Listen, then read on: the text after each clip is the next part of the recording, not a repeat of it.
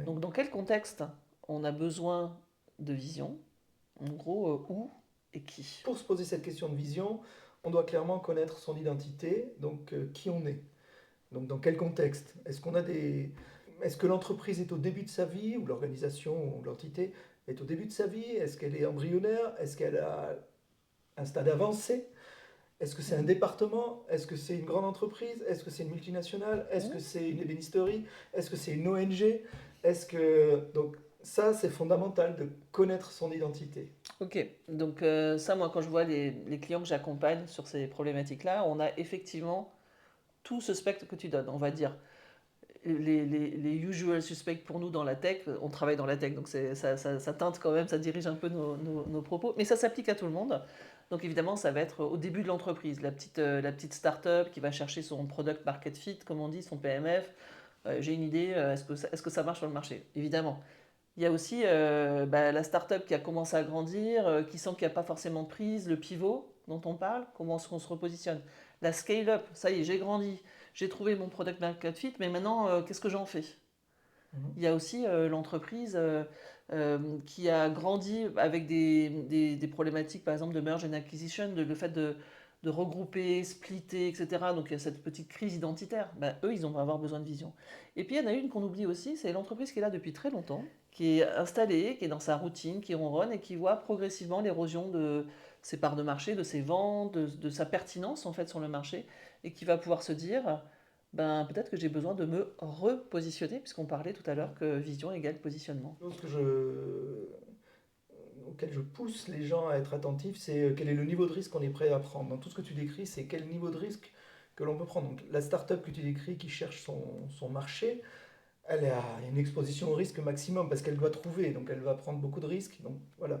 Donc ça va amener des visions et des comportements très différents. L'entreprise qui est dominante sur son marché, elle n'a pas forcément tendance à chercher, Et, peut-être à tort. et pourtant, j'ai envie de te dire, parce que c'est quand tu es dominant que tu peux prêter le On va en flanc parler. Ouais, à tout à d'autres fait. personnes plus rapides et plus Ouais, légères. ouais, ouais, ouais, tout à fait.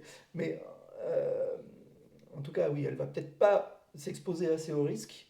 Il y a des moments où il ne faut pas s'exposer au risque Mhm. parce qu'on a besoin de se sécuriser, etc., etc. Dans ce décor, il y a aussi qui sont les personnes qui ont cette vision, ont cette stratégie, Ou qui sont en charge de la formuler, plus ou qui sont exactement en même. charge de la formuler, oui. Donc évidemment, quand on parle de formuler une vision ou de communiquer une vision, on va penser aux dirigeants d'entreprise. Donc le CEO, le CPO, le CTO, voilà, tous ces C-level-là. Oui, mais pas forcément que ça, parce que ça marche pour les petites entreprises, pour les founders dont on a parlé, les gens Mhm. qui fondent des entreprises. Mais dans les très grandes entreprises, très souvent, ça peut être le directeur d'entité, ça peut être aussi un product manager en charge d'un produit ou d'un service spécifique qui veut le lancer. Mhm. Et puis en plus, j'aime pas le côté très réducteur, ça devrait être que telle ou telle personne. Je pense que ça, c'est dangereux et faux pour l'entreprise. Donc ma définition que j'aimerais donner ici et que je donne à mes clients, c'est en fait, qui c'est qui devrait être en charge de ça? Toutes les personnes qui vont devoir prendre des décisions sur ce produit qui vont être de nature à impacter la vie de l'entreprise. Et quand on pense à ça, on se rend compte à quel point établir une vision ou la mettre à jour, ou la repositionner, la reformuler, c'est un sport d'équipe. C'est un sport d'équipe qui va impliquer des dirigeants, des contributeurs et différents corps de métier. Des ventes, les commerciaux, le marketing, la com, la technique, le design, le produit, pour vraiment arriver à capturer les différents éléments essentiels. Mais est-ce que là, tu n'es pas déjà dans la partie stratégie finalement?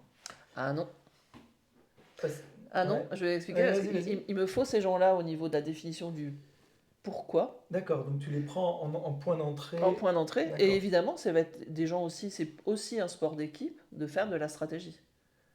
Parce que la stratégie, c'est comment est-ce qu'on va y aller. Ce que j'entends dans ce que tu dis qui est très important, c'est tout le monde nourrit la vision. Quand tu dis c'est un sport d'équipe. Hmm.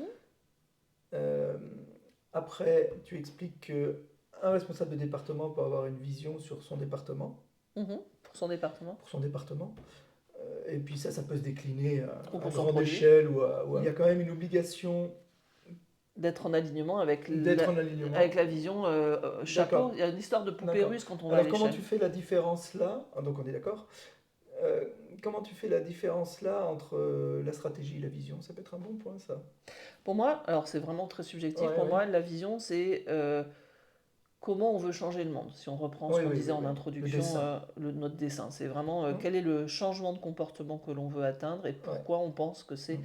ce changement de comportement qu'on veut atteindre et pas d'autre. Donc c'est ce rationnel-là.